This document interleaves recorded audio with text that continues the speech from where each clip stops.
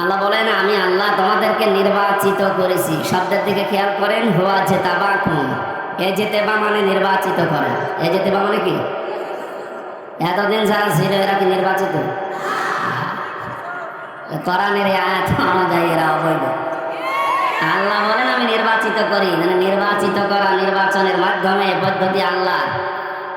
বহু মানুষ নবীর উম্মত হওয়ার জন্য চেষ্টা চালিয়েছে, আল্লাহর কাছে দোয়া পর্যন্ত করেছে। হযরতে মুসা নবীর মতো, ঈসা নবীর মতো এত বড় পাওয়ারফুল নবীরা আল্লাহ দোয়া কবুল করেন নাই মুসা নবীর মতো নবীর, যাকে কালিমুল্লাহ বলতেন। তার দোয়া কবুল হয়নি, কারণ তিনি নির্বাচিত হতে পারেননি এই নবীর উম্মত হওয়ার জন্য।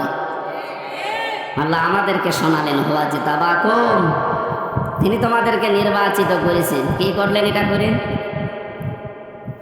ওমা জাআলা আলাইকুম ফিদ-দীনি মিন হারাজ, এবং তোমাদেরকে আল্লাহ রাব্বুল আলামিন দিনের উপরে চলার জন্য যত বাধা ছিল সব বাধা নিজের থেকে দূর করে দিয়েছেন।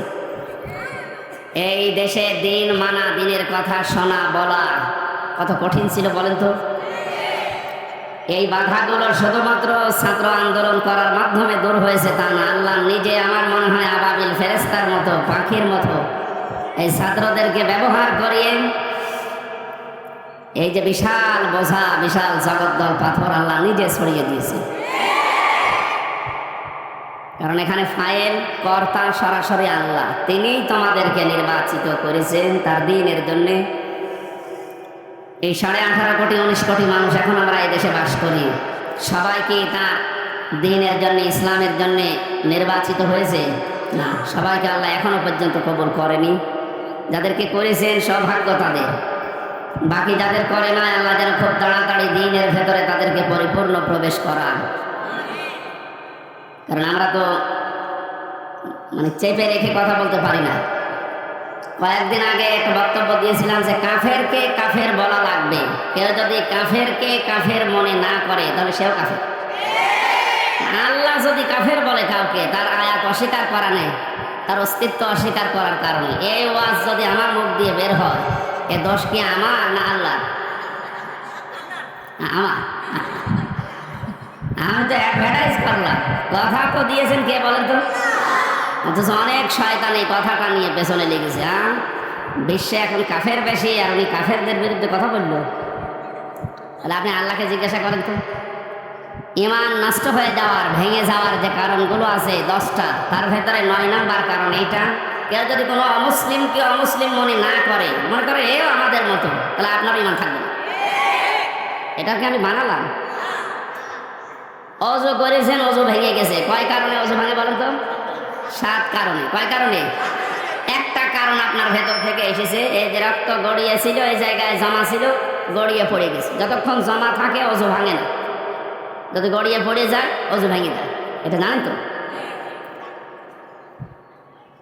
এই যে নামাজ পড়ি আমরা, কিছুক্ষণ আগে নামাজ পড়ে আসলাম, নামাজও ভেঙে যায় 19টা কারণে। কয়টা কারণে?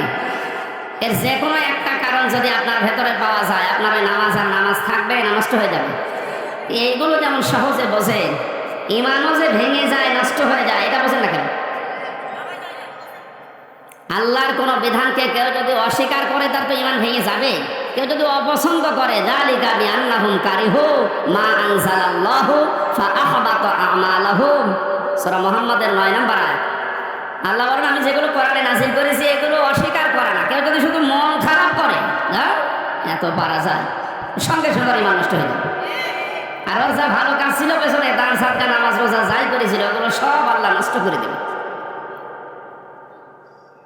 এখানে কাফেরকে কাফের বলা লাগবে, এটা আমার ইমানের দাবি, আমার তো ইমানই থাকবে না।